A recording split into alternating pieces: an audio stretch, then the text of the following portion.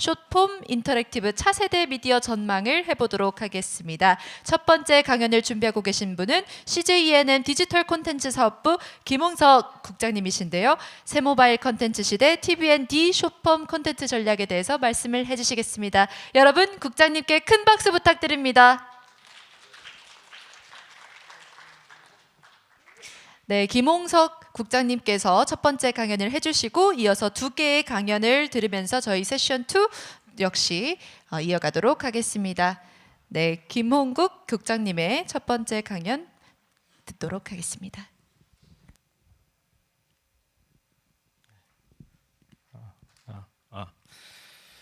안녕하세요. TVND 디지털 스튜디오를 맡고 있는 CJENM 디지털 제작 사업국 김홍석 국장이라고 합니다. 제가 이런 강연이나 이런 거에 좀 익숙치 않아서 처음에 이거 제안 받았을 때 제가 굉장히 좀 난색을 좀 표하긴 했는데 지금 저희 그 TVND라는 이 TVN의 디지털 브랜드 자체가 태생된 지가 지금 한 1년 남짓밖에 안 돼서 이것 좀 알리는 자리가 좀 필요하지 않을까라는 생각을 해서 일단 나오게 됐고요. 이런 뭐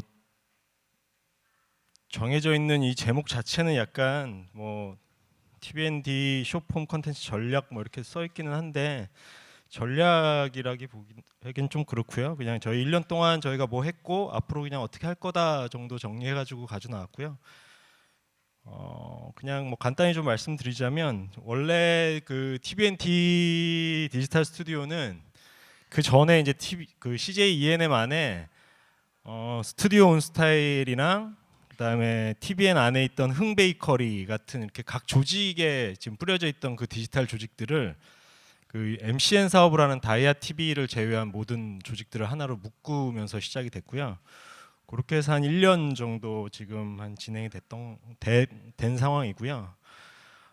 TVND는 기본적으로 이렇게 TVND라는 하우스 브랜드를 가지고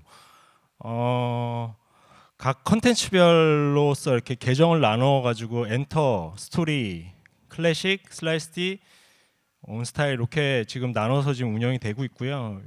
요걸 하나하나 좀 말씀을 드리자면 TVND 엔터의 경우는 웹 예능, 특히 이제 뭐 오리지널 예능부터 브랜디드 예능, 그다음에 TVN이 갖고 있는 그 IP들을 매시업하는 컨텐츠들이 모여 있는 계정이고요. TVND 스토리 같은 경우는 저희가 지금 만들고 있는 웹 드라마, 스토리텔링형의 웹 드라마들이 좀 들어가 있고, TVND 클래식 같은 경우는 한 3년 전, 3년 이상 된 과거 TVN의 인기 IP들의 매시업들을 만들어서 지금 업로드하고 있는 계정이고요. 그리고 슬라이스디는 약간 좀 이름이 지금 TVND와는 좀 다른데 여기는 약간 그 저희가 K컬처, 그러니까 글로벌향으로 팩추얼과 K컬처 중심으로 지금 만들어서 업로드를 하려고 지금 세팅을 해놓고 올해 그냥 몇 개 정도 테스트 해본 계정이고요. 온스타일D는 그 기존에 갖고 있는 저희 지금 TV 채널 온스타일과 연결되어 있는 그 뷰티 전문 디지털 계정이고요. 이렇게 지금 중심으로 저희가 운영을 하고 있고요. 요 TVND가 지금 만들고 있는 것들을 하나하나 좀 이렇게 보면 크게 세 가지로 나눠서 지금 볼 수 있거든요. 오리지널이라고 할 수 있는 저희 지금 딱 보시면 아시겠지만 뭐 게릴라 데이트랑 뭐 몇 개 이렇게 있는 오리지널 컨텐츠가 있고요. 그다음에 저희가 광고주들과 함께 콜라보해서 만들고 있는 브랜디드 컨텐츠들이 또 한 섹션 있고요. 나머지는 이제 TVN들의 IP, 히트 IP들을 재가공해서 만드는 매시업 컨텐츠들 이렇게 세 개의 축으로 컨텐츠들이 이루어져 있고요. 이들 계정 중에서 이제 하나하나 이제 말씀을 좀 드리자면 TVND 엔터 같은 경우에는 그 앞에서 말씀드린 이 세 가지 모든 것들이 지금 하나로 다 모여 있는 약간 종합 토탈 계정처럼 보여지는 그 계정이고요.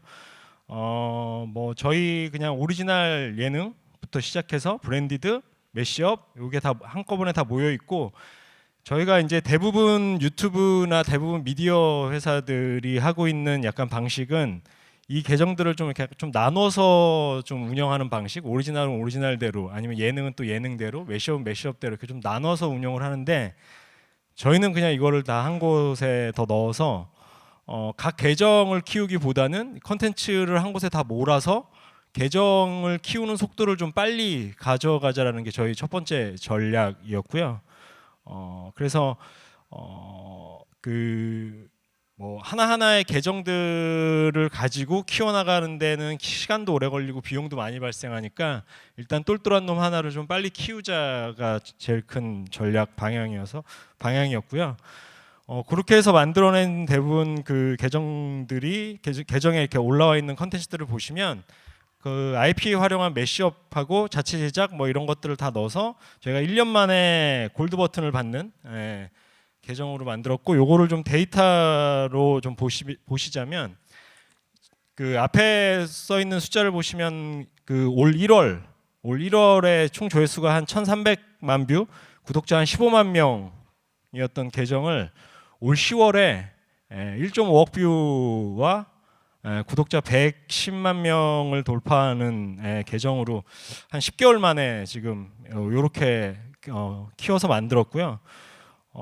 단기간에 이제 유저들의 유입량들을 늘리는 전략을 저희가 시행했기 때문에 그것들에 대해서는 성과가 좀 있었다라고 저희들 안에서도 판단을 하고 있고, 그것들을 바탕으로 저희가 이제 광고 브랜드들과 함께하는 브랜디드 컨텐츠, 그 다음에 뭐 저희 예능 컨텐츠들을 좀 이렇게 만들어서 좀 알리는 그 한 해로 올해는 좀 지나갔던 것 같아요. 그래서 이제 내년에는 저희가 지금 준비하고 있는 건 저희가 지금 만든 오리지널, 그다음에 댓글의 반응들이나 유저들이 좀 그나마 좀 이제 로열티를 갖고 있는 컨텐츠들, 오리지널들을 중심으로 신규 오리지널 계정을 하나 더 만들 예정이고요. 여기서부터 약간 이제 기존에 있는 다른 사업자들이 하는 방식으로 오리지널은 오리지널 계정에서, 매시업은 매시업 계정에서 볼 수 있도록 지금 분리 작업을 하고 있고요. 저희가 지금 보시면 아시겠지만 게릴라 데이트, 저희가 지금 올해 만든 예능 중에서 제일 성과가 좋은 게릴라 데이트 같은 경우는 벌써 한 3천만 뷰 누적 조회수가 이상 나오고 있고, 김보성의 의리뷰 같은 경우도 꽤 그 뭐 브랜드도 그렇고 꽤 좋은 지금 반응들이 있어서 이들을 묶어가지고 지금 네이밍은 아직 미정이고요. 지금 뭐 내부에서도 좀 공모 중에 있어서 아직 좀 미정이라고 할 수 있고요. 그거 정해서 저희가 연말까지 지금 한 12월 다음 달 한 중순 정도까지는 좀 별도의 계정을 좀 독립할 예정입니다. 그리고 거기에 이제 그때에 맞춰서 신규로 들어가는 오리지널은 요 밑에서 보시는 것처럼 노라조의 오픈빨이라고, 노라조가 모든 홍보를 하고 다니는 약간 예능과 문세윤 씨를 데리고 차 타고 1박 하고 오는 약간 캠핑형 예능 하나 준비 중에 있고요. 그리고 청소년 관람 각이라고 10대들이 어른이 되면 반드시 하고 싶어하는 일들을 어른이 대리로 해주는 약간 건전 버라이어티 형식으로 지금 준비하고 있는 예능이 있습니다. TVND 스토리를 잠시 말씀을 드리자면 여기는 저희가 원래 이제 그 기본적으로 다른 타사에서 하고 있는 웹드라마와 비슷한 타겟층을 저희가 가져가고 있고요. 기존에 원래 스튜디오 온스타일이라는 곳에서 했던 그 웹드라마와 연속성을 좀 이어가고 있는 작품들을 좀 가져가고 있는 편이고요. 거기서 그래도 성과가 꽤 좋았던 좀 예민해도 괜찮아 시즌 1, 2, 그다음에 통통한 연애 시즌 1, 2가 그나마 좀 굉장히 그 뭐 좀 예민해도 괜찮아 같은 경우는 저희가 수상을 했을 정도로 좀 내부적 대외 외적이나 대내적이나 좀 평가가 좋았던 작품이어서 이런 것들은 그 다음에도 지금 계속 진행할 예정이고요. TVND 스토리의 전략은 뭐 앞에서 말씀드린 것처럼 기본적으로 뭐 10대, 20대 타겟의 여성형 웹드라마 제작들은 올해 한 해 동안 그대로 계속 유지가 됐었고요. 그리고 올해는 이전에보다는 조금 더 오래 했던 작품들은 타 플랫폼과의 좀 협업들을 좀 만들어 나갔던 것 같고요. 그렇게 해서 통통한 연애나 좀 예민해도 괜찮아 2를 오픈할 때는 네이버 브이라이브의 선공개를 원칙으로 좀 먼저 선공개를 하고 그다음에 저희 계정에 그 다음에 공개하는 방식으로 협업을 했었고요.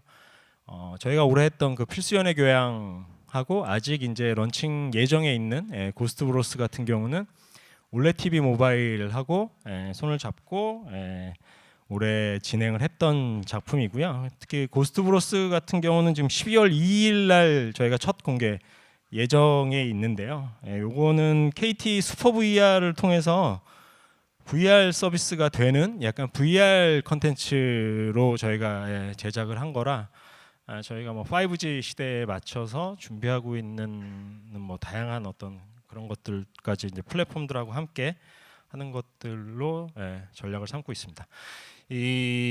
저희가 이제 내년도에 지금 현재 지금 기획 개발하고 있거나 준비하고 있는 작품들을 잠깐 이제 좀 설명을 드리자면 내년도에 지금 아마 다음 주 정도에 저희가 첫 크랭크인 예정에 있는 작품이 하나 있어요. 그 언어의 온도라고 아마 아시겠지만 한 150만 부 이상 팔린 베스트셀러 에세이집이에요. 이기주 작가의 에세이집인데 대부분 드라마들은 이제 소설이나 뭐 약간 이런 것들로 이런 원작으로 드라마화를 많이 하는데 처음에 이 에세이집을 받아서 이거를 드라마화를 어떻게 하지에 대한 고민을 굉장히 많이 했는데 한 거의 한 1년 가까이 PD 붙잡고 이걸 어떻게 하지에 대한 고민을 해서 결국은 지금 이게 이제 대본이 완성이 됐고 타겟층에 유사하게 좀 맞춰서 가기 위해서 저희가 한 고3 청소년들의 이야기들 중심으로 그리고 여기에 나와 있는 굉장히 좋은 그런 이야기들 그다음에 공감할 만한 어떤 얘기들이 중간중간에 계속 노출되고 삽입되는 방식으로 저희가 지금 준비 중에 있고요. 주연 배우는 그 빵꾸똥꾸로 유명한 진진이 씨가 아마 저희 주연 배우로 캐스팅되어 있습니다. 그 외에 지금 하나 또 준비하고 있는 건 네이버 웹툰 월요 웹툰의 지금 1위의 자리를 계속 지키고 있는 소녀의 세계 10대 여자애들에 대한 이야기죠. 이게 저희가 이게 작년에 올해죠 올해 네이버 웹툰의 판권을 저희가 구매를 하고 기존에 이제 통통한 연애를 제작했던 제작팀이 이걸 지금 현재 디벨롭 하고 있고요. 지금 이건 현재 캐스팅 단계에 있습니다. 그 이외에 뭐 좀 예민해도 괜찮아. 요건 시즌 3 또 지금 이제 준비 중에는 있고요. 근데 요거의 가장 기본은 저희가 예전에는 그냥 만들면 저희 뭐 스토리 계정에 올리는 거가 항상 원칙이었어요. 원래 그게 이제 퍼스트 런이었는데 저희가 그 전략을 약간 이제 수정해서 유튜브에 있는 그 스토리 계정은 그냥 롱테일 전략으로 저희한테 남겨서 아무리 이게 조회수가 많이 나와도 이 제작비를 리쿱을 할 수 있는 구조가 아예 안 되더라고요. 그래서 그냥 아예 포기하고 제작비 리쿱은 그 방식으로 하는 건 불가. 조회수가 뭐 몇억 뷰가 나오지 않는 이상은 이걸 뺄 방법이 없어서 저희가 이제 그거는 일단 포기. 그 대신 IP를 지키고 같이 하는 그림을 좀 그려가자. 그래서 이제 플랫폼사에 선공개를 뭐 주더라도 홀드백을 저희가 나중에 가져가더라도 플랫폼사에 먼저 우선권을 먼저 드리는 그런 방식으로 지금 코어를 계속 늘려나갈 예정이고요. 브이라이브랑 올레가 저희랑 그래도 가장 적극적으로 좀 많이 진행을 했던 거고 뭐 내년 같은 경우는 뭐 페이스북하고도 뭐 얘기하고 있는 부분들도 좀 있고 나머지 지금 뭐 밑에 보시겠지만 저 이제 희망사항으로 막 적혀 있는 저 이제 많은 글로벌 회사들 플랫폼들이 보이시겠지만 저런 회사와 한번 함께 하고 싶습니다. 그다음으로 말씀드릴 건 이제 슬라이스디라는 계정을 좀 설명을 드리자면 저희가 이제 웰메이드 팩추얼 컨텐츠 채널로 저희가 세팅을 했고 실은 이 계정은 원래 과거에 저희가 글로벌 계정으로 쓰던 그래서 딱 보시면 아시겠지만 한 9대 1 정도 비율로 글로벌 유저들이 많이 보고 있는 채널이에요. 그래서 K컬처 중심으로 그다음에 이제 팩추얼 그러니까 단순 예능이 아닌 약간 팩추얼 형식으로 좀 콘텐츠를 좀 만들어 보자라고 시작을 했고 기존에 있던 이제 최자로드라는 음식 콘텐츠, 맛집 콘텐츠 중심으로 저희가 좀 이 계정을 올해는 좀 테스트를 좀 해봤고요. 내년도에는 이제 푸드나 뭐 음악 좀 더 이제 글로벌 향까지 좀 펼쳐 나가려고 예정을 하고 있습니다. 근데 이제 저희도 안에서 이제 리소스가 되게 제한적이고 실질적으로 이제 이 팩추얼 비용 자체가 팩추얼은 다른 거에 비해서 좀 고퀄로 만들고 뭐 하다 보면 이렇게 제작비 자체가 그 많이 그러니까 줄일 수 있는 구조가 좀 많이 없어서 그리고 이제 제작 인력도 좀 한계가 있고 하다 보니까 저희 내부에서 올해는 뭐 계속 뭐 최저로드부터 시작해서 만들었다면 내년도는 저희 혼자 진행하기는 좀 어렵고 해서 TVN 안에 그러니까 채널 TVN 안에 팩추얼 스튜디오라는 제작 조직이 하나 있습니다. 그래서 요 지금 손세이션이나 뭐 이런 거 만들었던 제작 조직이 하나 있는데 요 조직과 이제 콜라보해서 손을 잡고 다큐멘터리 외에 이제 좀 약간 팩트 기반의 어떤 다양한 컨텐츠들을 4K나 UHD, 4K UHD까지 나올 수 있는 방향을 잡고 지금 협업할 예정이고요. 그래서 좀 더 지금보다는 좀 더 프리미엄한 컨텐츠들을 좀 여기다 좀 싣고 글로벌에서 뭐 언어와 상관없이 볼 수 있는 컨텐츠 중심으로 내년도에는 시도를 해볼 예정입니다. 마지막으로 말씀을 드리자면 이제 온스타일 D 같은 경우는 이제 기존 채널 온스타일하고 연계되어 있었던 계정을 저희가 지금 계속 운영을 하고 있는 거고요. 아마 온스타일 하면은 가장 모두가 알고 계신 프로그램일 텐데 게리뷰티라는 프로그램들의 중심으로 다양한 스피노프들을 제작해서 업로드하고 운영을 했던 채널이고요. 이 채널 같은 경우는 이제 내년도에는 이제 기존에 있던 게리뷰티 IP를 활용한 스피노프는 기본 기조로 그냥 가져가면서요. 뷰티, 패션, 라이프스타일까지 좀 조금 더 확장을 할 거고 기획 방향을 기존에 이제 뷰티 중심으로만 했다면 지금은 이제 내년도에는 패션, 라이프스타일 이런 것까지 더 많이 하고 저희가 갖고 있던 온스타일 안에 있던 뷰티 브랜드가 뷰티 프로그램이 아닌 다른 뭐 바디 관련된 프로그램이나 이런 것들을 다시 좀 디지털 향으로 살려보는 것까지 내부적으로는 좀 논의 중에 있습니다.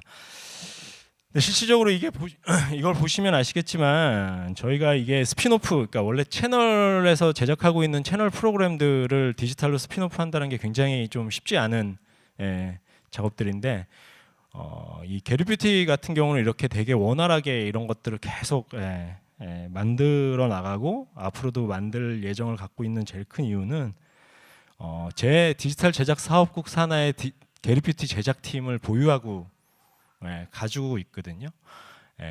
그러니까 뭐 다른 제작팀 다른 제작팀으로 분리가 돼 있으면 아마 좀 한계가 좀 있었을 것 같긴 한데 저희가 온스타일의 게리뷰티 제작팀을 디지털 안에다가 넣어서 같이 편제해서 같이 운영을 하고 있는 제일 큰 이유는 결론적으로 TV의 뷰티 시장, TV의 그 시장 자체가 거의 지금은 거의 포화 상태고 거의 이제 캡에 찼거든요. 결국 이제 디지털에 대한 고민을 해야 되는 상황이어서 그게 이제 별도의 조직으로 있거나 아니면 TV만 하는 조직에 가 있으면 이걸 하긴 좀 어려울 것 같아서 제 디지털 산하로 이 팀을 편제해서 디지털에서 지금 TV 향을 만들면서 디지털 향까지 같이 고민하는 그런 조직의 모양새로 가고 있습니다. 마지막으로 좀 이렇게 말씀을 드리자면 올해 저희가 했던 것 중에서 그러니까 TV 채널과 저희는 실은 다들 아시겠지만 CJENM의 가장 강력한 무기는 실은 제작 채널, 그 다음에 이제 TV 채널 여러 개 갖고 있는 TV 채널하고 TVN이라는 IP를 갖고 있는 방송사가 저희 안에서는 가장 막강한 파워잖아요. 그들과 협업해서 디지털도 결국은 디지털 독자적으로 하는 게 필요하지만 그들과 협업해서 만드는 게 되게 중요하다라고 저희 내부에서 생각을 해서 크게 한 세 가지 사례로 나눠서 올해 진행했던 걸 좀 말씀을 드리자면 첫 번째 보시는 저 더 스트롱맨 같은 경우는 그 스포츠웨어 브랜드인 다이나핏 브랜드와 함께 했던 전국에 되게 힘센 사람을 선발하는 그런 디지털 콘텐츠를 만든 거고요.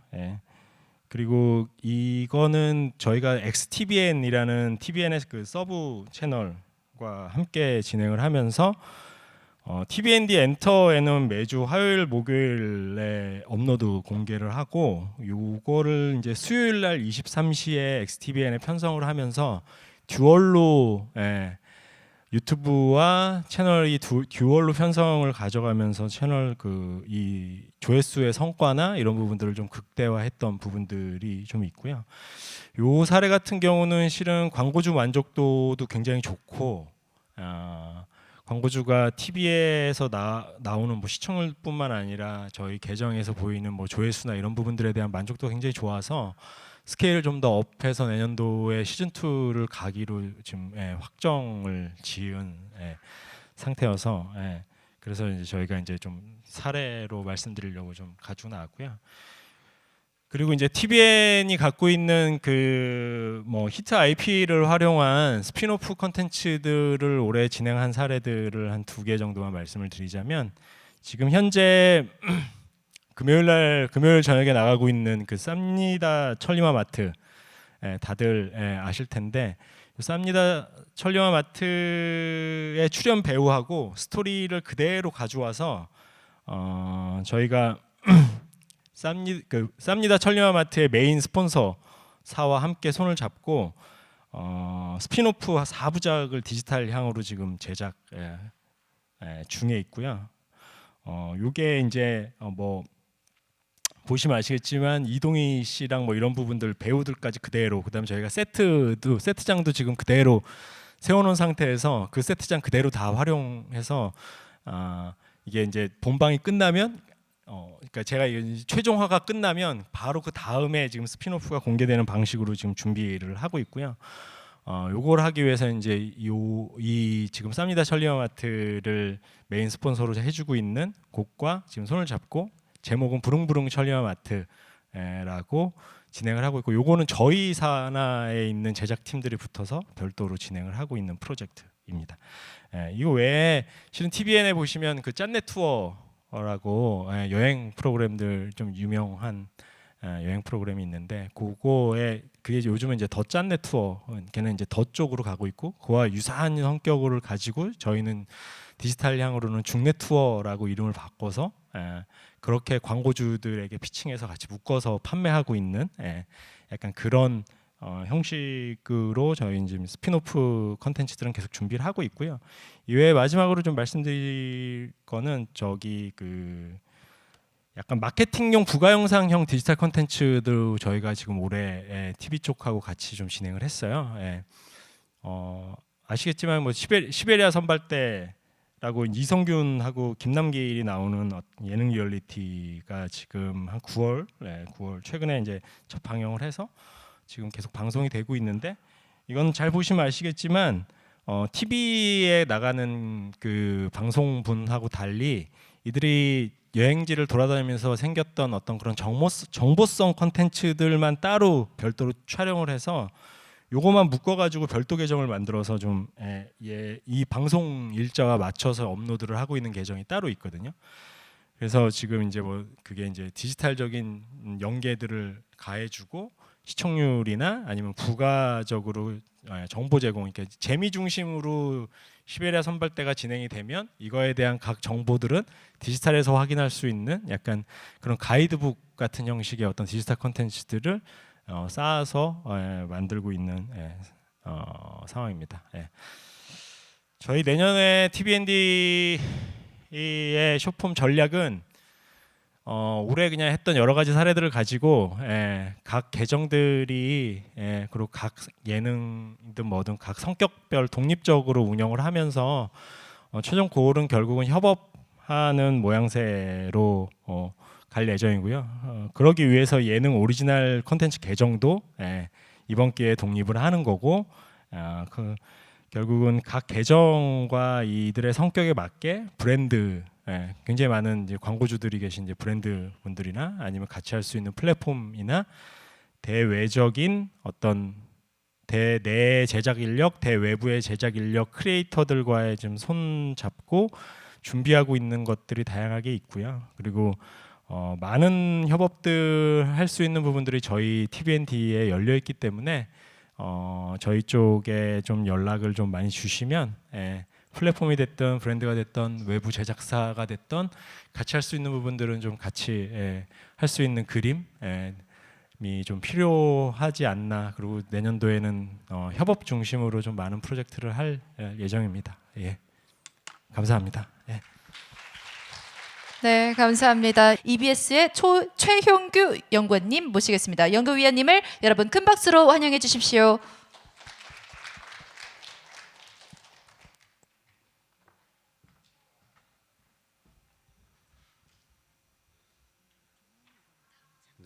지금 넘어가나요?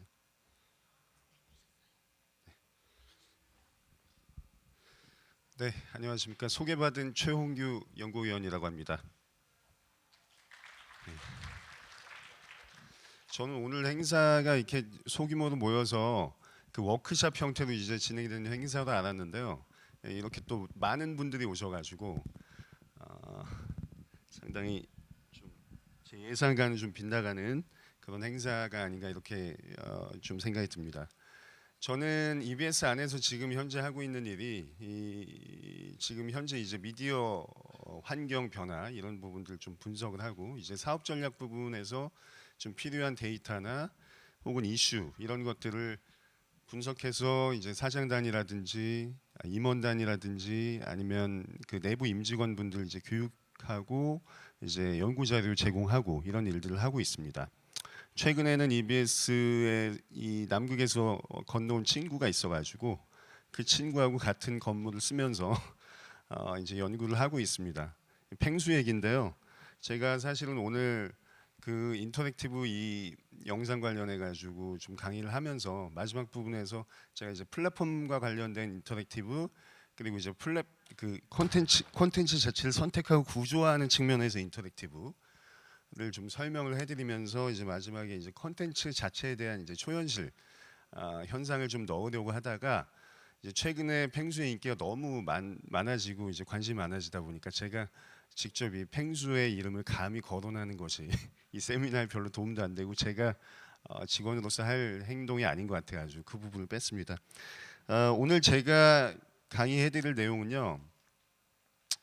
일단 제가 주전공으로 했던 분야가 이제 텍스트 마이닝을 통해 가지고 이슈 확산이 어떻게 되고 뭐 이런 부분들을 박사과정 때 공부를 마치고 이제 EBS에 들어왔거든요. 그러면서 이 공부를 마치고 나서 실제로 방송 산업 안으로 들어와 보니까 인터랙티브 영상이 어떤 방식으로 진화되고 있는지 이런 부분들이 약간은 좀 보이기 시작해서 그런 부분들을 좀 요소별로 어떤 요소들이 있는지 좀 살펴보고 최근 트렌드는 어떻게 바뀌어가고 있는지 이런 부분들을 좀 발제를 하겠습니다.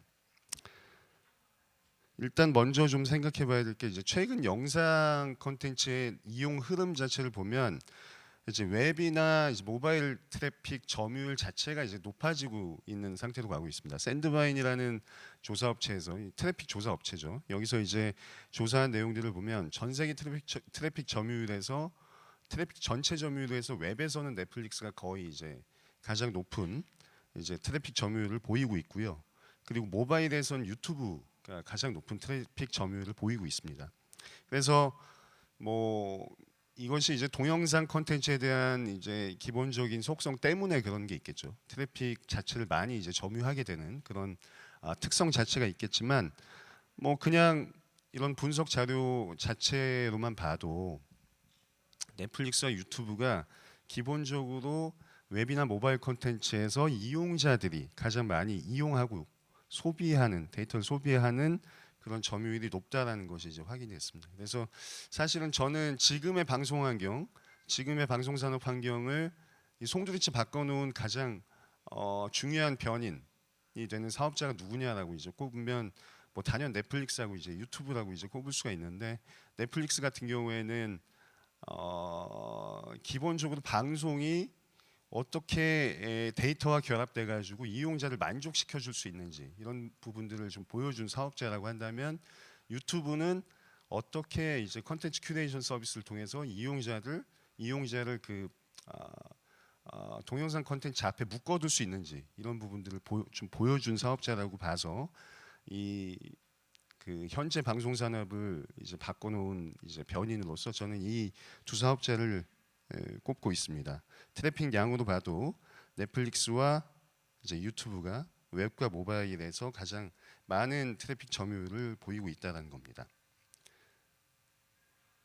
영상이 양방향화된다라는 것은 어떤 의미가 있을까 생각을 해보면, 사실은 그 TV 수신기, 그 RF 방식으로 방송 전파를 통한 TV 방식에서도 이 양방향 컨텐츠에 대한 이야기가 나온 적이 있고, 실제로 90년대 후반에 이제 PC가 인터넷 월드와이드 웹이 보편화되면서 인터넷을 기반으로 한 방송이 많이 소개가 되기도 했는데, 당시에 그 미디어 쪽 또 기술을 이제 바라보는 사이드에서는 이 인터넷 네트워크를 통한 양방향 방송이 성공하지 못할 것이다, 그런 부분에 대해서 이제 의구심을 제기했는데요. 그 이유가 뭐냐면, PC를 당시에는 켜고 기다리는 그 부팅 시간을 이용자들이 기다리지 못한다라는 부분이 있었고, TV 메뉴를 통해서 컨텐츠를 이용할 때 그 TV 리모컨을 통해서 양방향 콘텐츠를 이용할 때 그 리모컨이 가져다 주는 그 피로감, 이런 것들이 크기 때문에 이용하지 못한다라는 이제 그 의견이 있었고, 그리고 당시에는 인터넷, 아무리 초고속 인터넷 환경이라고 해도 동영상 자체를 다운로드 받거나 스트리밍 방식으로 서비스를 받는 것 자체가 상당히 많은 시간이 걸리기 때문에 이것을 이용자들이 기다려주지 못한다라는 의견이 있었습니다. 그래서 이러한 의견들 때문에 사실 당시에 그 양방향 콘텐츠에 대한 뭐 시도라든지 논의라든지 이런 것들이 있었음에도 불구하고 이러한 사실 트렌드 자체가 사실 묻혔죠.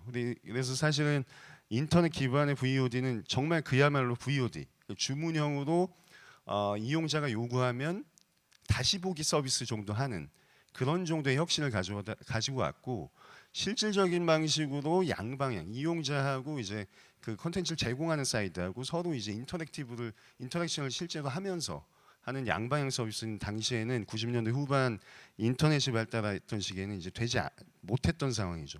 그렇지만 이후에 이제 초고속 인터넷이 발달하게 되고, 그리고 이제 3G, LTE, 5G까지 넘어오게 되면서 기본적으로 이 네트워크의 속도가 빨라지고, 그리고 모든 이제 PC가 태블릿화되면서 부팅 시간 자체가 없어지면서 이런 스트리밍 위주의 콘텐츠 서비스가 이제 보편화되기 시작하면서 이제는 정말 그 양방향 콘텐츠가 실제로 구현될 수 있는 환경으로 가고 있다, 이렇게 볼 수 있겠습니다. 그래서 사실은 제가 볼 때 양방향 영상이 발전될 수 있는 조건 중에 가장 큰 조건 중에 하나는 기본적으로 네트워크 속도가 담보가 돼야 되고, 그리고 그에 걸맞게 이 네트워크에서 이용하는 이 단말기 자체가 이용자에게 피로감을 주지 말아야 된다, 뭐 이런 식의 조건들이 있었습니다. 지금 현재는 이러한 조건들을 충족해 나가고 있는 상황이기 때문에 양방향 콘텐츠에 대해서, 양방향 동영상 서비스에 대해서도 좀 논의할 수 있는 정도가 됐다라고 봅니다. 그리고 또 보면 모바일 데이터의 이 소비량이 고정형 인터넷 그 소비량을 이제 초과하고 있고요. 기본적으로 미국에서 모든 인구사회학적 변인을 다 넣어서 봐도 스마트폰을 이용하는 비율이 기존의 고정형 PC나 TV 단말기를 이용하는 이제 비율보다 이제 훨씬 높아지게 됐거든요. 사실은 예전에는 이 뭐 인종이라든지 아니면 수입 정도라든지 아니면은 그 성별이라든지 뭐 이런 그 인구사회학적 변인 안에서 이 고정형 PC와 그 모바일형 그 기기와 이용 정도가 사실 달라지는 경우가 있었는데 최근에는 이것이 어떤 이제 인구사회학적 변이를 넣어서 봐도 대부분 스마트폰에 대한 이용 비율이 높아지게 되고 스마트폰에 대한 그 이용 만족도가 훨씬 높아지게 된다는 거죠. Z 세대도 갈수록 이런 부분이 더 부각된다라는 겁니다. 그래서 결국에는 더 빠른 네트워크를 원하는 세대가 등장하게 되면서 이러한 양방향 서비스가 더욱더 활성화될 수 있다라는 부분을 보여줄 수 있습니다. 그러면 인터랙티브 영상의 개념은 어떻게 현재 변화하고 있을까? 이런 부분들을 한번 좀 살펴보면요. 이건 이제 그 미디어 정책 쪽에서 미디어 이용 정책 이쪽 분야에서 상당히 연구를 많이 하신 이제 필립 엠 나폴리라는 이제 학자가 수용자 어디언스 이볼루션이라는 책에서 이제 밝힌 내용인데요. 수용자가 콘텐츠 공급자한테 제공하는 데이터 정보들이 이렇게 많아지고 있다는 겁니다. 예전에는 수용자가 콘텐츠 공급자, 특히 이제 저희 같은 지상파 방송사들, RF 네트워크를 기반으로 하는 방송 사업자들은 이용자들의 데이터를 모을 수 있는 그 섹터 자체가 별로 없었습니다. 아예 없었다고 볼 수가 있죠. 제가 지상파 방송사에서 근무하면서 가장 사실 우리 지상파 방송사가 지금 왜 이렇게 힘들까라는 것을 좀 여러모로 한번 생각을 해보면 가장 큰 이유는 뭐냐면 이용자 데이터가 내부에서 안 쌓이는 겁니다. 이용자 데이터가 전 세계 공이 사실은 시청률을 조사하는 업체에서 이용자 데이터를 쌓고 있고 저희는 그 시청률을 조사하는 업체 이용자 데이터를 받아서 그것을 2차 분석하는 정도의 이제 수준으로 저 이용자 데이터를 분석하고 있거든요. 이런 부분이 사실은 그 방송가가 지금 현재 너무 어려워지는 그런 분위기를 초래하지 않았나라는 생각을 합니다. 마찬가지로 지금 이 장표에서 보시면 콘텐츠 공급자는 수용자한테 지금 플랫폼 사업자의 경우 IP 기반의 네트워크를 가지고 콘텐츠를 제공하는 콘텐츠 사업자인 경우에는 노출 데이터, 검색 데이터, 평가 데이터, 참여 데이터, 뭐 생산 데이터, 반응 데이터 이런 부분의 데이터들을 모두 모으면서 이런 데이터들을 여러 가지 형태로 분석하고 그에 맞춰서 이제 서비스를 업데이트해 나간다면 지상파 방송 사업자들은 이런 데이터들이 되게 다층화된, 다변화된 차원에서 데이터들이 못 모이기 때문에 이런 부분들을 이제 이용자 맞춤형으로 업데이트해서 갈 수가 없다라는 거죠. 그래서 현재 이용자가 제공하는 데이터 종류가 이제 다변화되면서 양방향 서비스도 이제 같이 발전하고 있다라는 겁니다. 그래서 어떤 방향으로 이제 발전하냐라는 지금 요소들을 보여드리고 있는데요. 또 하나는 이제 이런 게 있습니다. 인게이지먼트. 페이스북에서 발표한 내용인데요. 이용자가 어떤 특정한 서비스를 이용할 때 이용자 데이터를 제공하는 것뿐만이 아니라 이용자가 적극적으로 콘텐츠에 개입을 하고 참여하고 하면서 수많은 콘텐츠 중간중간에 이용자들의 참여 흔적을 남긴다는 겁니다. 그래서 보면 뭐 피드, 뭐 콘텐츠가 피드되고 있는 중에 그리고 어떤 태스크가 끝나고 나서 그리고 광고를 보면서 혹은 어떤 콘텐츠를 그 스위핑하는 단계에서 이런 모든 단계에서 이용자들은 적극적으로 참여하고 뭐 댓글을 남긴다든지 뭐 콘텐츠를 공유한다든지 아니면은 콘텐츠의 추천을 누른다든지 뭐 이런 방식으로 적극적으로 공유하게 되면서 양방향 콘텐츠가 더욱더 활성화될 수 있는 기반이 마련되고 있다는 겁니다. 이게 이제 페이스북에서 자료로 배포한 건데요. 그 내부에서 인게이지먼트가 가장 많이 발생하는 그 공간들을 표기한 겁니다.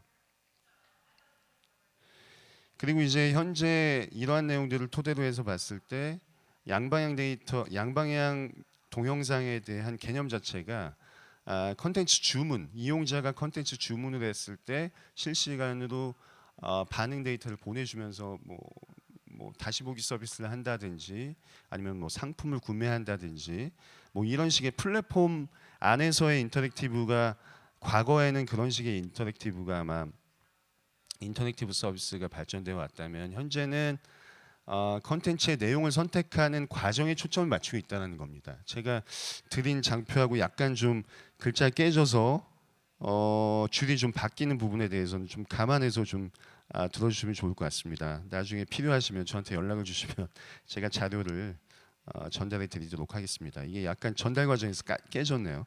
그래서 보면 과거에는 프로그램의 맞춤형 제공에 초점을 맞췄다면 최근에는 컨텐츠의 내용을 이용자가 직접 선택하고 이 스토리의 내용을 직접 구조화하는 단계까지 발전해가고 있다라는 겁니다. 그래서 현재 어떻게 발전해가고 있냐? 여기 아마 계신 분들은 다 아시겠지만 이미 2년 전에 장화시는 고양이라고 넷플릭스에서 내놓은 컨텐츠가 있죠. 이때 뭐냐면 장화시는 고양이의 컨텐츠를 보면 이용자들이 특히 아이들 이용자들이 이 컨텐츠를 선택해가면서 뭐 이 곰하고 싸우겠냐 말 것이냐 도망갈 것이냐 말 것이냐 이런 부분들을 하나하나 플롯마다 선택해가면서 이 영상의 플롯을 짧게 선택하면 한 18분 내에 컨텐츠를 이용할 수가 있고 이 플롯을 긴 플롯을 선택하게 되면은 한 뭐 48분 정도 걸려서 컨텐츠를 선택하게 된다라는 개념으로 장하시는 고양이 컨텐츠를 2년 전에 이미 발표를 했습니다. 근데 이때 당시에 저희 흔히 이제 온라인 동영상 사업자들이 크게 주목했던 부분은 뭐냐면 동영상 컨텐츠의 내용적인 차원에서 이용자의 구미를 당길 수 있는 컨텐츠가 뭐가 있을까라는 것을 항상 조사해 보면 1, 2위로 높게 나오는 컨텐츠가 키즈 컨텐츠가 있었어요. 키즈 컨텐츠가 왜 1, 2위로 높게 나왔냐면 기본적으로 이 어린아이들은 기본적으로 특정한 컨텐츠에 묶여가지고 계속 그 컨텐츠를 뭐 소위 과몰입, 중독이라고 표현할 수도 있겠죠. 큐레이션만 잘해주면 그 컨텐츠를 계속 볼 수 있는 확률이 높아지기 때문에 키즈 채널, 이용자들 충성도가 높은 아이들에 대한 채널이 상당히 주목할 만한 컨텐츠다. 그런 컨텐츠가 이런 얘기가 있었거든요. 그런 얘기들이 있는 이 와중에 사실 이 장하시는 고양이 컨텐츠가 발표가 돼가지고 사실 당시에는 이제 넷플릭스의 이 장하시는 고양이 컨텐츠가 플롯마다 이렇게 컨텐츠를 선택을 할 때 이 컨텐츠를 선택하는 그 플롯마다 선택하는 그 데이터가 역으로 이제 그 컨텐츠의 내용을 더 향후에 업그레이드하고 아이들이 어떤 내용의 컨텐츠를 좋아하는지에 대한 내용을 대변해 줄 수 있다라는 이제 얘기도 들렸습니다. 최근에는 블랙미러 벤더스네치라고 이 장화시는 고양이 이제 성인판이죠. 마찬가지로 이제 플롯을 선택해 가지고 이용자들이 볼 수 있는 방법으로 즉 이제 이용자들이 내용에 직접 개입해 가지고 컨텐츠를 알아서 이제 스토리를 줄이거나 늘리거나 하면서 이제 보는 방식으로 발전하고 있다는 겁니다. 두 번째는 뭐 이런 게 있습니다. 이제 HBO에서 선보인 추리 이 드라마인데요.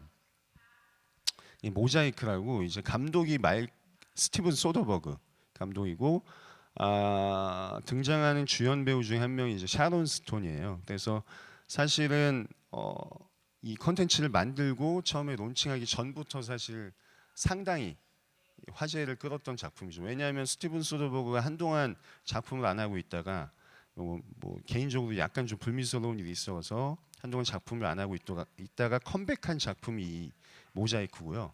샤론 스톤이라고 하면은 뭐 저희 세대 여기 앉아 계신 분들의 저희 연령을 잘 모르겠지만 저희 세대에서는 상당히 아주 유명한 섹시 스타였기 때문에 이분이 이제 중년을 넘어서 이런 이제 스릴러물에 등장하는 것 자체가 이제 화제가 됐던 그런 이제 드라마였는데 이 모자이크에서 처음에 선보였던 방식이 뭐냐면 모바일로 먼저 예고편을 트레일러를 공개를 해가지고요.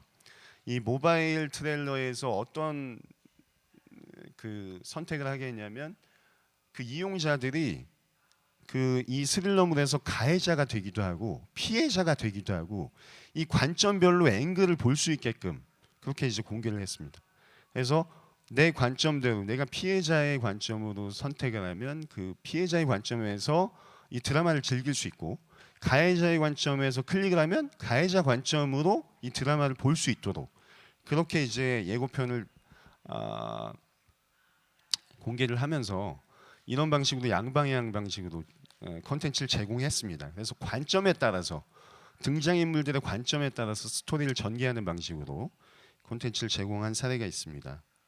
그리고 이제 뭐 이 부분은 다 아시겠지만 페이스북에서 그 비디오 서비스를 제공하면서 이제 뭐 대표적인 인게이지먼트를 활용한 서비스라고 할 수 있겠죠. 이용자들이 평가하고 평가를 많이 받은 그 콘텐츠를 상위단에 올려줌으로써 이제 본인이 가지고 있는 소셜 네트워크에서 가장 많이 활용되는 콘텐츠가 이 이용자한테 바로 제공될 수 있도록 그런 식으로 이제 서비스를 만든 사례죠. 이것도 일종의 양방향 동영상 양방향 콘텐츠라고 이제 볼 수가 있기 때문에 이런 부분들을 알 수 있고요.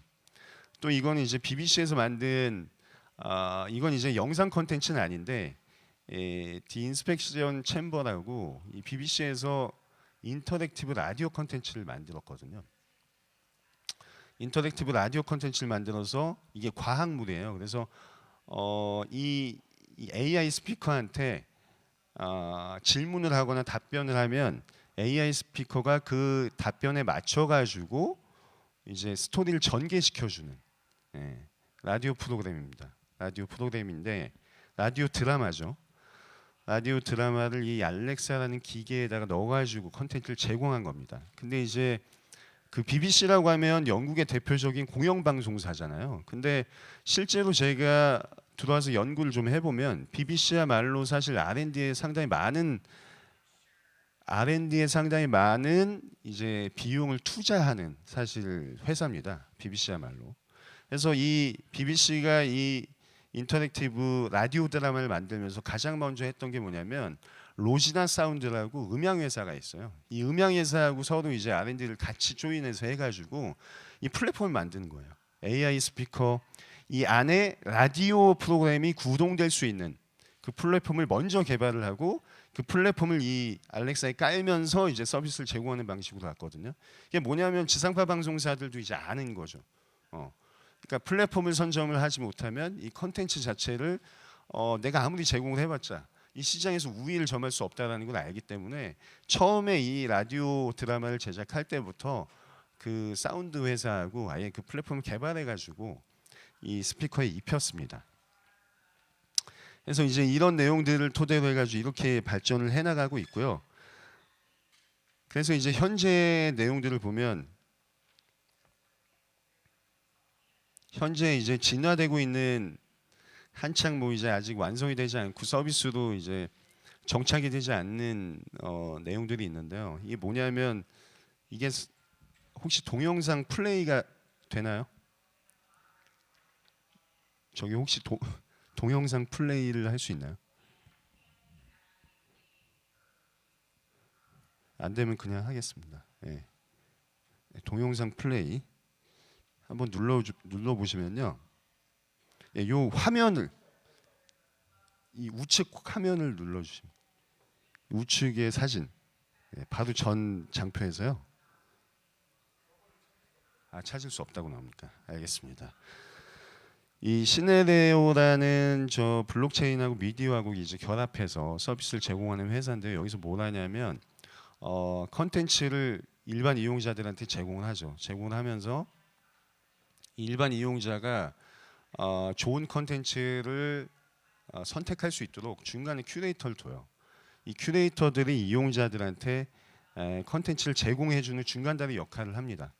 근데 이 중간다리 역할을 하는 큐레이터는 알고리즘일 수도 있고 이제 인간이 할 수도 있는 거죠. 근데 이 알고리즘이나 인간, 이 중간에 있는 큐레이터들한테 이제 블록체인 체계 안에서 이 코인으로 보상을 해주는 겁니다.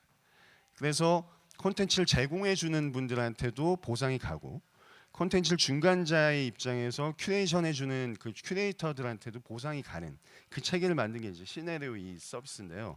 지금 블록체인하고 미디어가 결합되는 서비스 중에 이제 가장 대표적인 마케팅 요소로 꼽히는 게 이제 이런 부분이죠. 그러니까 보상 체계. 보상 체계를 예전에는 뭐 유통단에서 그냥 유통업자, 뭐 생산단에서 생산업자한테 이제 보상이 갔다면 중간 단계에서 이제 큐레이터들한테도 적절한 보상이 이제 완벽한 비율로 좀 모두나 이제 만족할 수 있는 비율로 제공되는 방식으로 그렇게 가고 있다라는 겁니다. 그리고 마찬가지로 아시아 이노베이션 그룹에서 이제 제공하고 있는 서비스인데 이거는 이제 우리나라 아프리카 TV 같이 1인 미디어 VJ 분들이 이제 그 컨텐츠를 제공하면 그 컨텐츠 제공하는 내용에 따라서 이제 코인도 제공하고 뭐 이 라이브 방송에 이제 뭐 그 컨텐츠 평가를 해가지고 그 평가 결과에 따라서 코인 제공하는 그런 방식의 서비스가 또 한 부분이라고 할 수 있습니다. 그리고 이제 항상 얘기가 나오는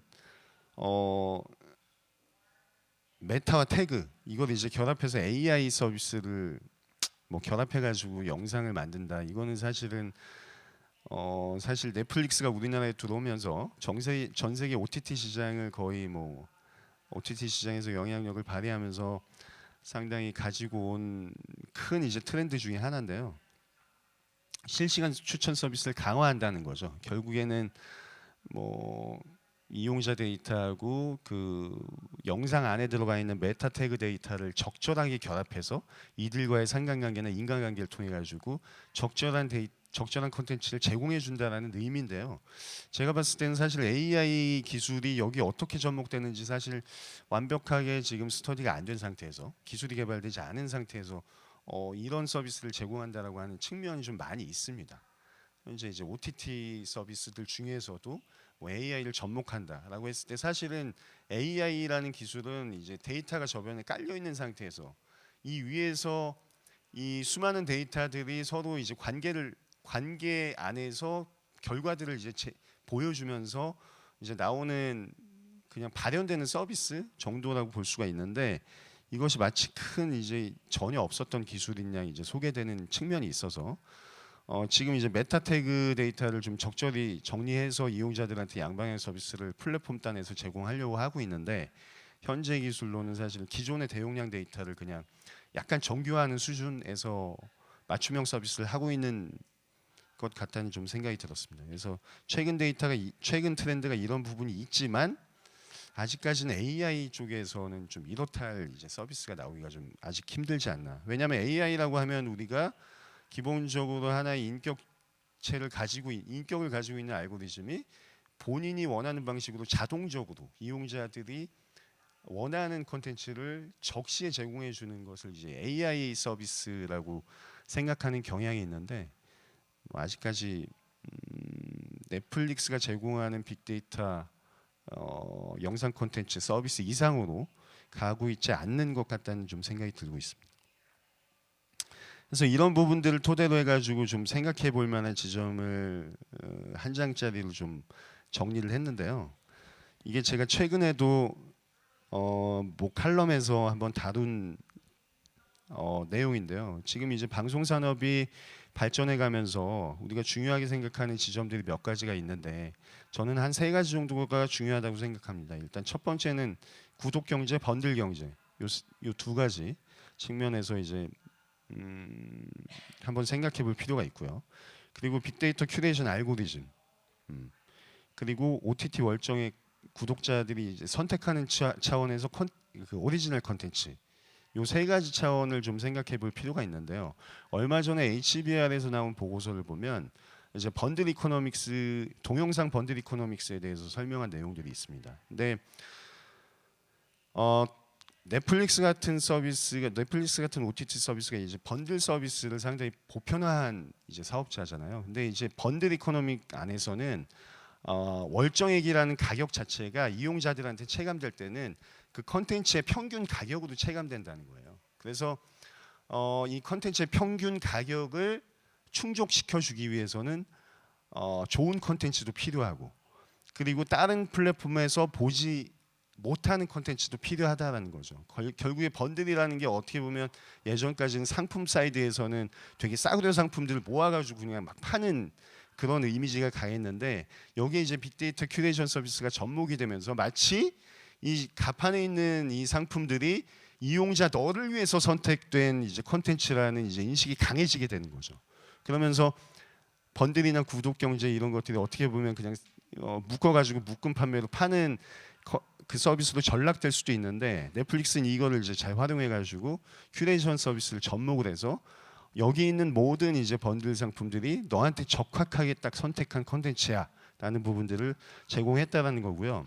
그리고 오리지널 콘텐츠도 이제 사실 넷플릭스나 웨이브나 뭐 아마존 비디오 서비스나 이런 부분들을 그냥 브랜드를 가리고 보면 뭐 모든 그 플랫폼에서 차별화를 둘 수가 없잖아요. 그래서 이제 오리지널 콘텐츠라는 부분들을 강화해서 우리 플랫폼에서만 볼 수 있는 서비스를 제공해 준다는 건데, 사실은 오리지널 콘텐츠라는 이제 개념 자체가 사실 외주 제작이잖아요. 외주 제작을 주면서 내가 모든 IP를 플랫폼 사업자가 가져가는 거거든요. 그래서 방송 사업자들이 이미 하고 있었던 전략입니다, 사실은. 근데 그 차별화된 전략은 뭐냐면 최대한 많은 돈을 투입해서 명품 콘텐츠를 만든다는 거에 있는 거죠. 사실 외주 제작이고, 우리가 아주 잘 아는 하우스 오브 카드도 사실은 그 외주 제작사가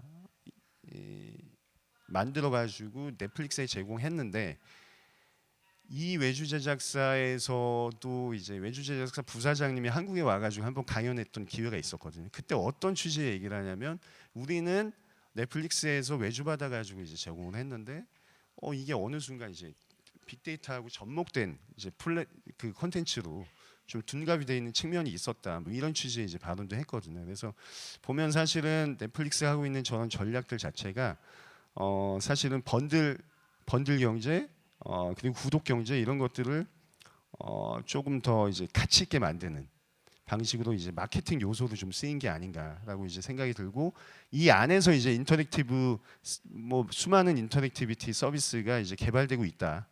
그런 차원에서 이렇게 저의 발표를 좀 정리할 수 있겠습니다. 네, 감사합니다. 네, 감사합니다. 오리지널리티 그리고 상호 소통할 수 있는 그런 방송, 변화하고 있는 미디어 환경에 대해서 말씀해 주셨는데요. 다시 한번 EBS 최홍규 연구위원님께 큰 박수 부탁드립니다. 네, 이렇게 상호 소통하는 컨텐츠에 있어서는 레이턴시가 없는 것이 매우 중요합니다. 저희 차세대 미디어 대전 방송 미디어 미래 전략 컨퍼런스 역시 페이스북 워치를 통해서 라이브 스트리밍 서비스를 제공해드리고 있는데요. 전문 세션 A를 저희가 라이브로 제공해드리고 있습니다. 그럼 계속해서 저희 세션 2 마지막 강연 듣도록 할 텐데요. 4K를 얘기한 지 얼마 안 된 것 같은데 벌써 8K가 오고 있습니다. 이에 대해서 마젠타 컴퍼니 김동욱 감독님께서 말씀해 주시겠습니다. 여러분 큰 박수 부탁드립니다.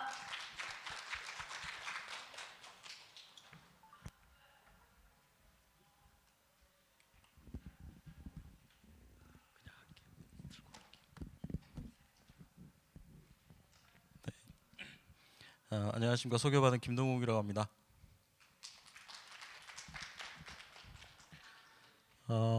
날씨가 갑자기 추워졌습니다. 굉장히 졸리실 시간인데 30분 동안 이걸 할 수 있을지 모르겠습니다.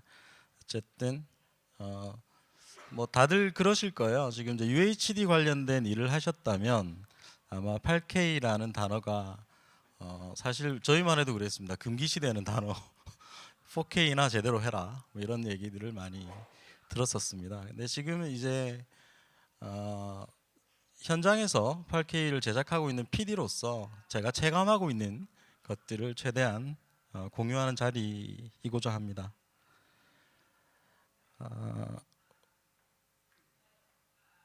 저희 회사고요. 저희는 그 원래 KT 스카이라이프 TV 출신들입니다. 그래서 원래 이제 3D부터 해서 뉴미디어 기반으로 하는 그 컨텐츠를 주로 만들고 있습니다. 지금 뭐 그 올해는 먹고 사느라고 뭐 KBS 일도 외주를 좀 받아서 좀 했습니다만 주로 요약해서 말씀드리면 PD와 기획단에서 기술 공부를 해서 필요하다면 5G에 관련된 일이나 뭐 8K에 관련된 일이나 이런 것들을 기술 기반으로 한 컨텐츠를 기획하고 제작하는 회사로 보시면 좋을 것 같습니다.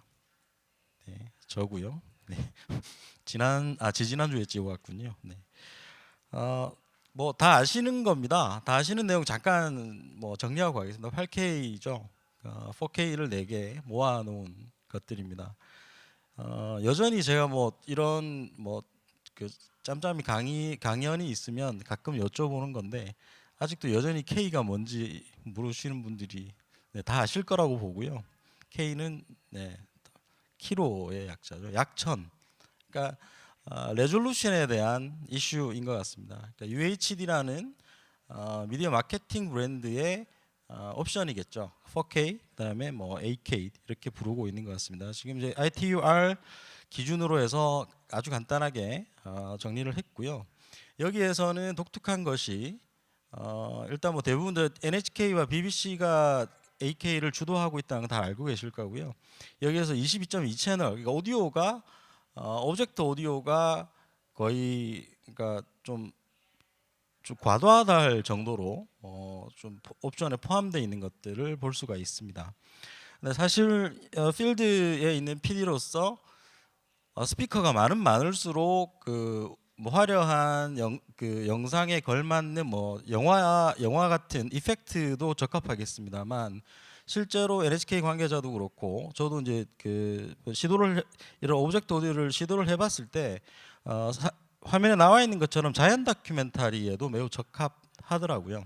그러니까 이게 공간음을 만들어내고 우리가 있었던 공간을 원격 현전시키는 그런 기술로서 매우 유효하다는 생각을 하게 됐습니다. 오디오가 옵션으로 포함이 되어 있고요. 이번 밉에서도 뭐 보신 적이 있을 거고 2014년 NAB, IBC 때부터 해서 꾸준히 NHK가 요 22.2 채널 부스는 계속 운영하고 있는 걸로 알고 있습니다. 아마 체험해 보신 분들 많이 있을 거로 알고 있고요.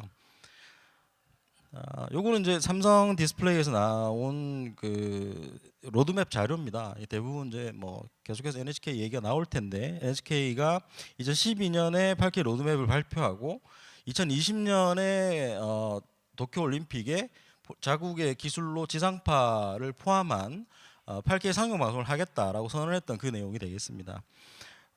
뭐 실제로 방송 지금 우리가 쓰고 있는 뭐 4대3, 16대9 이런 것들에 대한 스탠다드가 아시는 바와 같이 NHK에서 주로 만든 것들이 많이 있습니다. 그래서 이분들이 약간의 히스토리를 말씀드리면 HD 시절에 이 HD라는 기술 표준 자체를 아날로그 방식으로 그들이 말한 것은 이제 하이비전이었었죠. 그러니까 아날로그 방식에서 초고화질 방송으로 넘어올 때 그들만이 지금의 우리가 알고 있는 HD 방송 그리고 UHD 방송을 하이비전이라는 브랜드로 월드 스탠다드를 추진하고 있었습니다. 근데 이걸 이제 미국에 뺏기면서 잘 아시는 바와 같이 HD란 말을 UHD란 말을 이제 더 이상 일본에서 쓰지 않게 됐던 거죠. 그래서 그들은 지금 우리가 얘기하는 UHD라는 얘기를 쓰지 않고 슈퍼 하이비전 앞에 슈퍼를 붙여서 4K로 가지 않고 바로 8K로 갔던 사례가 있습니다. 그래서 일본에서는 이렇게 로드맵을 내놓고 이제 사실은 이제 95년도부터 이런 카메라를 만들면서 가열차게 나름대로 이제 드라이브를 자존심 싸움을 이제 시작을 한 거죠. 전 세계 방송 업계와 일본은 이제 UHD 쓰지 않고 슈퍼 하이비전이라는 걸 스탠다드화하겠다. 그래서 95년도에 만들어진 장비는 아닌 걸로 알고 있습니다. 그때 초창기에 만들어진 히다치에서 이제 만들어진 장비인데 아까 최 박사님 말씀하셨듯이 BBC나 NHK는 R&D가 굉장히 강력합니다. 그래서 지금 최초에 보고 계신 거는 뒤에 이제 후면을 보시면 64채널 1.5G 커넥터가 붙어 있습니다. 그러니까 어마어마한 데이터를 저 당시로는 어마어마한 데이터를 처리하면서도 고집스럽게 8K를 20년 이상 거의 30년 가까이 이끌어왔다라고 보시면 될 것 같습니다. 다 아시는 내용들이고요. 이건 이제 BBC하고 NHK가 런던 올림픽에서 최초로 8K 중계에 성공을 했고 우하단에 보이시는 이제 22.2 채널까지 그때 같이 시연했던 사례이고요. 나머지는 이제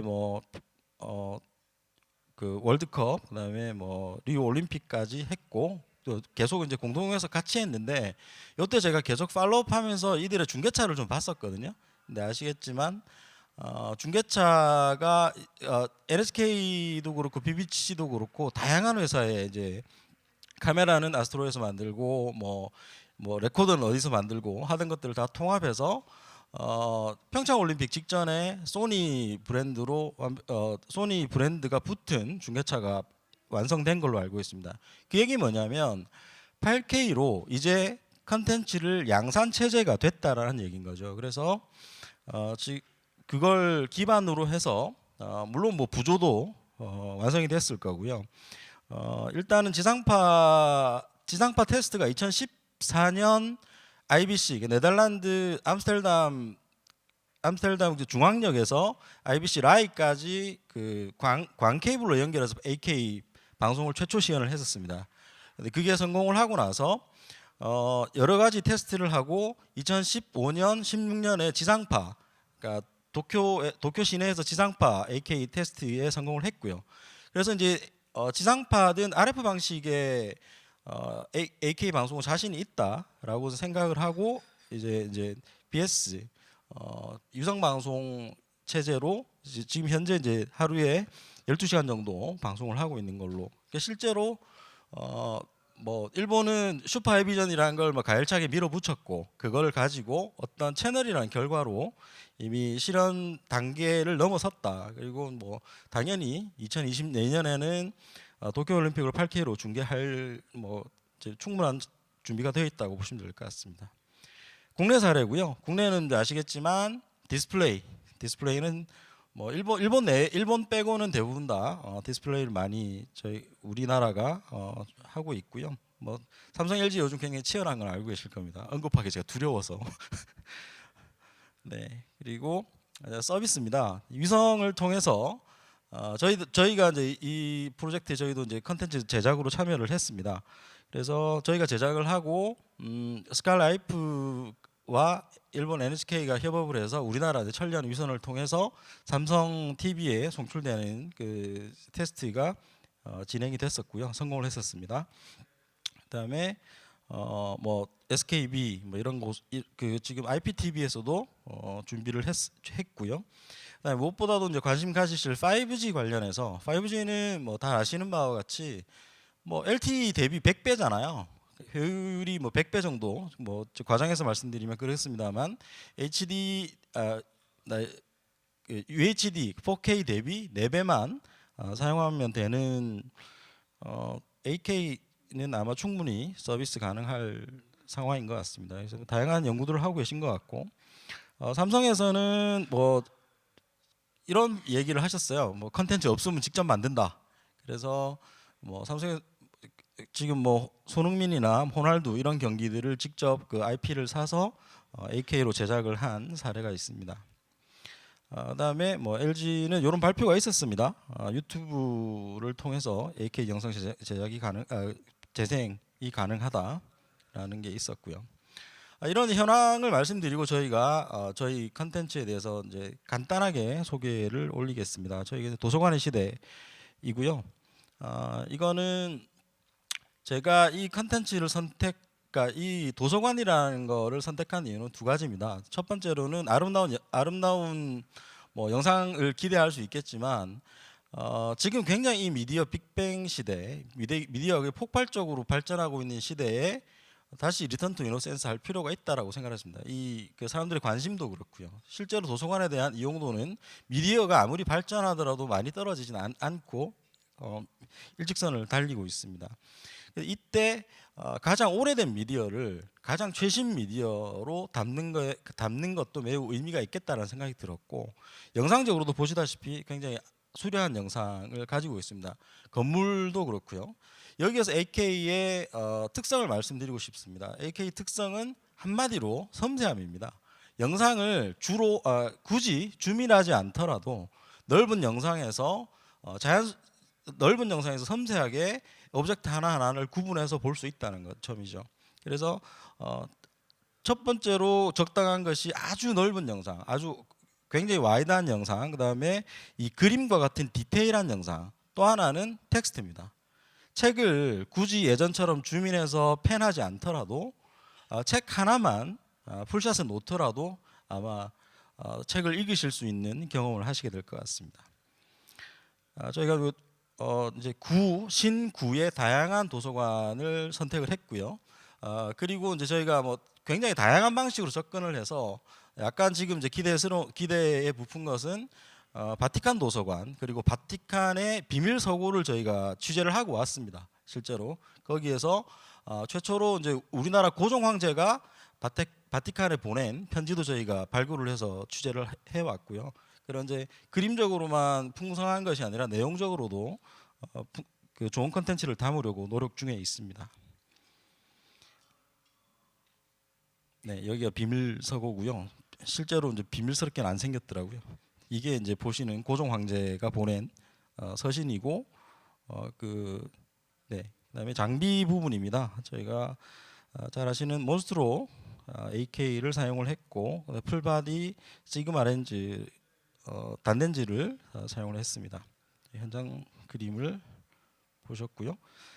여기가 그 비밀 서고입니다. 저기 이렇게 뒤에 그 책장처럼 보이는 저 부분이 비밀 서고가 되겠습니다. 그래서 실제로 이제 저 안에 들어있던 그 책들을 항온 항습이 되는 아까 처음에 보신 그 현대적인 곳으로 옮겨놔서 이제 그 스토리지를 하고 있었고요.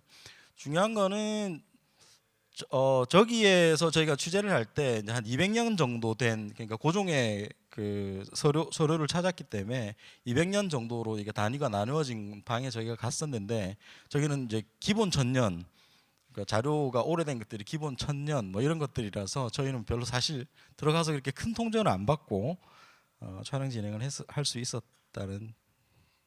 있었습니다. 8K 장비를 간단하게 소개해드리면 지금 뭐 전 세계적으로 한 4-5종류 정도 AK 그 영상 획득 장치 카메라들이 나와 있습니다.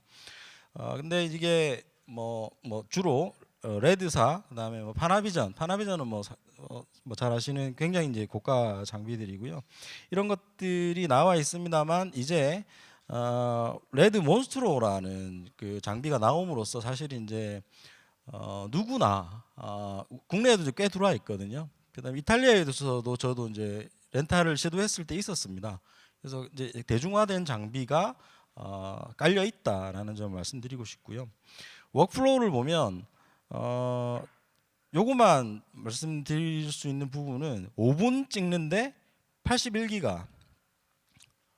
그러니까 사실 저희가 처음에 저희가 2005년도 6년도에 저희가 AK 제작을 시도했을 때 그때 저희가 이제 소니 F65 이런 장비 가지고 시도를 했었는데 아마 뭐 데이터량은 아마 비슷했을 거지만 그때는 아마 아시겠지만 뭐 미디어의 용량이 상상할 수가 없었습니다. 그러니까 카드 한 장에 뭐 2천만 원씩 하는 F65 전용 카드를 저희가 감당할 수 없어서 5분 찍고 3시간 백업하고 뭐 그런 식으로 촬영을 진행했었습니다. 근데 지금 이제 미디어 환경이 좋아지면서 뭐 이제 뭐 높은 그 큰 데이터량이라 하더라도 충분히 이제 굴릴 만한 공간이 된 것 같고요.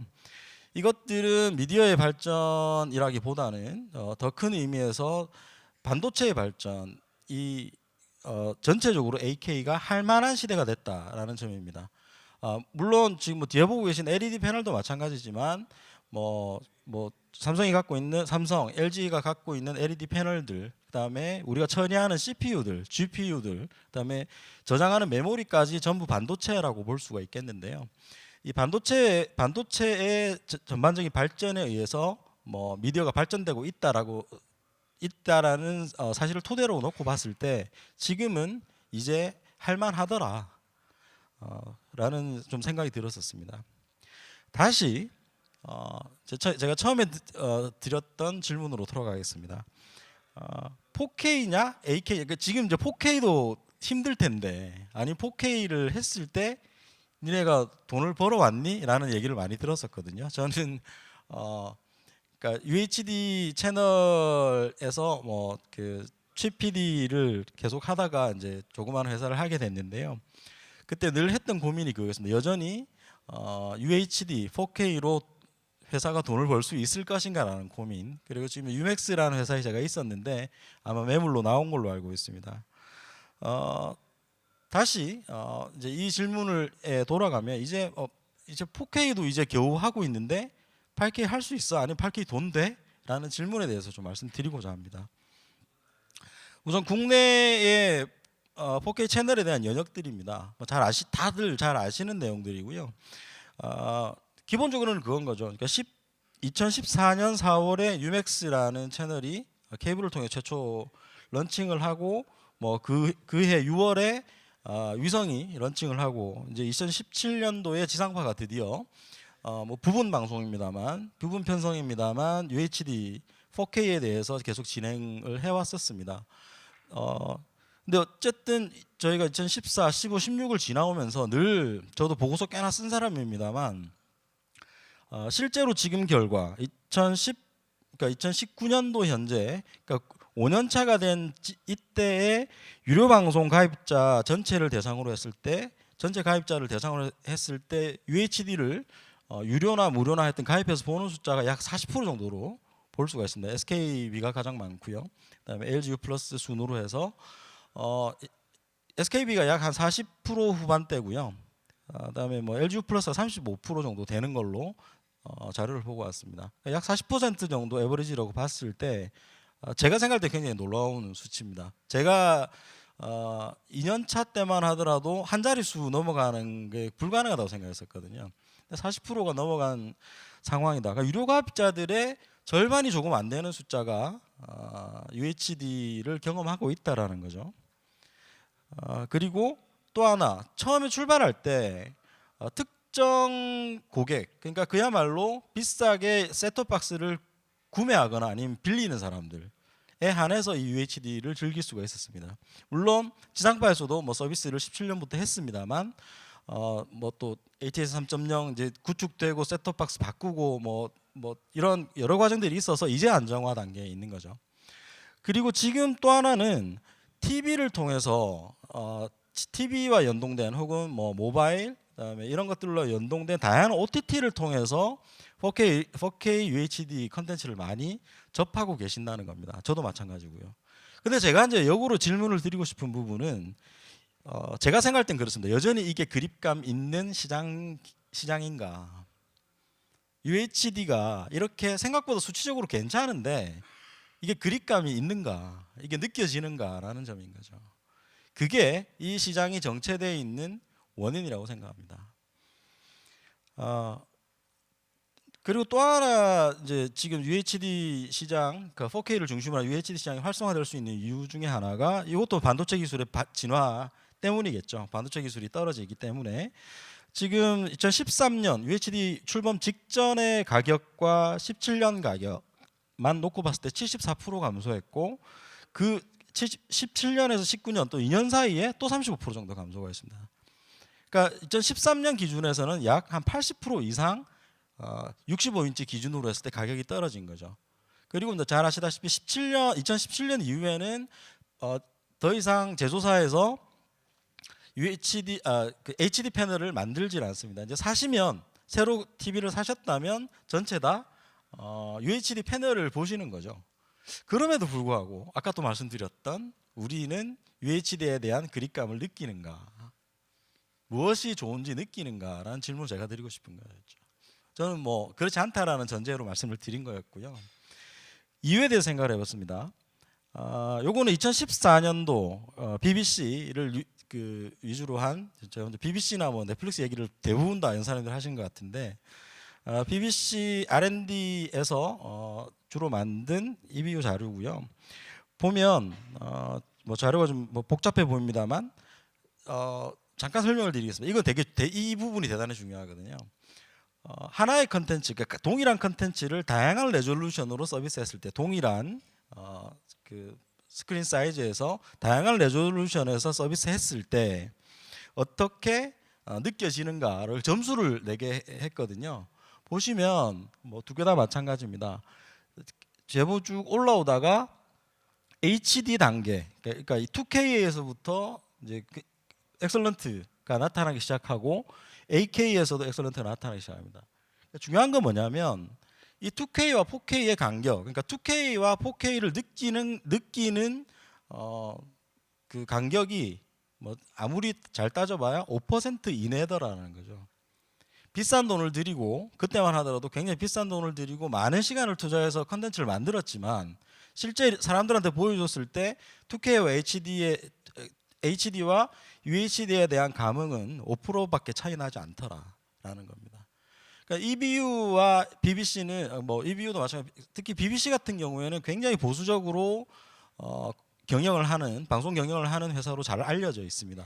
그래서 새로운 서비스를 런칭을 할 때 있어서 이런 리서치를 굉장히 까다롭게 하는 편이고 이 데이터를 근거로 해서 펀딩을 추진하는 그런 체계를 가지고 있습니다. 그래서 그들은 과연 그러면 UHD라는 건 전 세계적으로 난리가 났는데 우리는 과연 어떻게 할 것인가라는 고민을 했을 거고요. 그래서 2014년에 이러한 로드맵을 내놓게 됩니다. 제가 이제 결론적으로 말씀드리고 싶은 부분이 사실 좀 이 부분인 거예요.